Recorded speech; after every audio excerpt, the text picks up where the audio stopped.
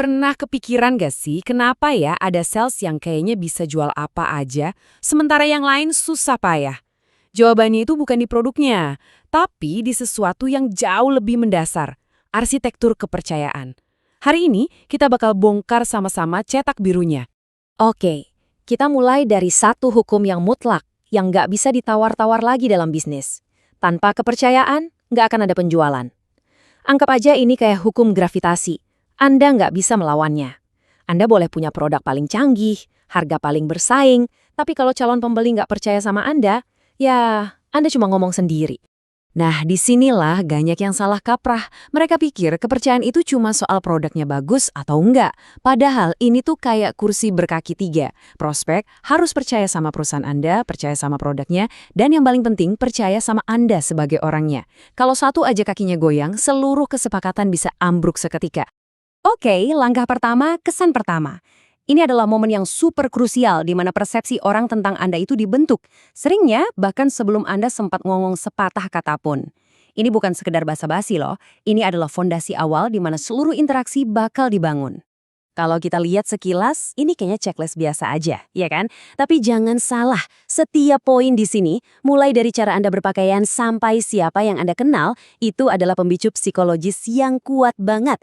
Yuk, kita bedah beberapa yang paling mengejutkan. Ini nih, fakta biologis yang keren banget. Indra penciuman kita itu ibarat punya jalan tol langsung ke pusat emosi dan memori di otak. Dia nggak lewat pos satpam logika dulu. Artinya, aroma yang salah bisa memicu penolakan di alam bawah sadar, bahkan sebelum Anda sempat memperkenalkan diri. Ini bukan soal selera, tapi soal ilmu saraf. Kata-kata itu punya kekuatan buat membentuk realitas. Sebutan sales junior langsung bikin orang mikir, ini anak baru. Coba ganti dengan konsultan penjualan, persepsinya langsung berubah jadi seorang ahli yang siap ngasih solusi. Ini bukan sekedar ganti nama jabatan, ini adalah soal framing strategis untuk otoritas Anda. Kredibilitas itu menular loh. Coba lihat deh gimana Tung Dessemuaringin dengan cerdasnya mengasosiasikan dirinya dengan Anthony Robbins buat melesatkan reputasinya.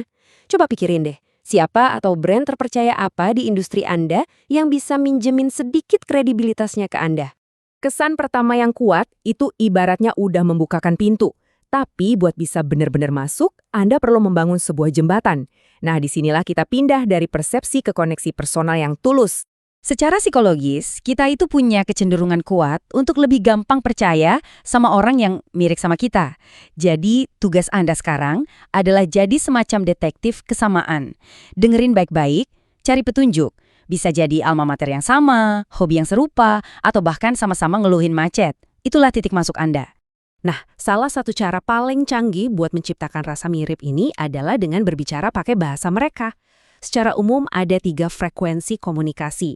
Tipe visual yang berpikir dalam gambar, tipe auditori yang fokus pada nada dan kata-kata, dan tipe kinestetik yang berorientasi pada perasaan dan pengalaman. Dan inilah kenapa ini penting banget. Data menunjukkan kalau 80% calon pembeli Anda itu tipenya visual atau kinestetik. Jadi kalau gaya komunikasi Anda cuma fokus ke data dan fakta yang kedengarannya bagus, Anda secara otomatis gagal nyambung dengan 4 dari 5 orang yang Anda temui. Kuncinya bukan mengubah pesan, tapi menyesuaikan cara penyampaiannya. Sekarang, kita masuk ke teknik yang sering dipakai para negosiator ulung, mirroring. Proses 3 langkah simpel ini, amati, jeda, tiru, adalah cara kita berkomunikasi langsung ke alam bawah sadar prospek. Kalau dilakukan dengan benar, otak mereka bakal nerima pesan nonverbal yang kuat. Wah, orang ini kayak gue bisa percaya sama dia. Oke, kita sampai di pilar terakhir, dan ini yang paling dasar, paling fundamental, otentisitas. Semua teknik canggih di dunia ini nggak akan ada gunanya kalau ada satu hal yang hilang, yaitu keselarasan antara apa yang Anda katakan dengan apa yang benar-benar Anda yakini. Inilah yang kita sebut kongruensi.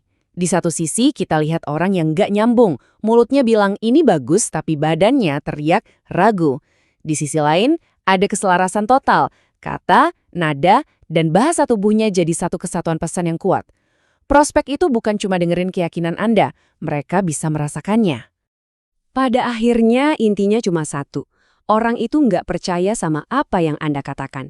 Mereka percaya sama apa yang mereka lihat Anda percayai. Setiap orang itu punya semacam detektor kebohongan bawaan, dan itu sensitif banget sama ketidakselarasan. Keyakinan yang tulus itu nggak bisa dipalsukan. Jadi, gimana semua ini nyambung dalam prakteknya? Yuk kita rangkum pakai satu analogi sederhana biar benar-benar nempel di kepala. Coba bayangin proses penjualan itu kayak mau menyeberangi sungai. Ada banyak batu pijakan di depan, tapi kalau Anda salah melangkah di batu pijakan pertama, yaitu kepercayaan, Anda bakal langsung nyemplung ke air. Nah, inilah kenapa urutan itu penting banget. Kepercayaan itu wajib jadi langkah satu. Kesalahan fatal yang sering banget kejadian adalah orang mencoba lompat langsung ke langkah 2 atau 3, membahas kebutuhan atau nawarin solusi tanpa punya fondasi ini.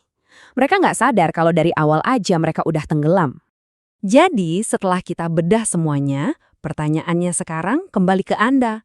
Dari semua elemen arsitektur kepercayaan ini, mulai dari kesan pertama, koneksi personal, sampai otentisitas, batu pijakan mana yang rasanya paling perlu Anda perkuat?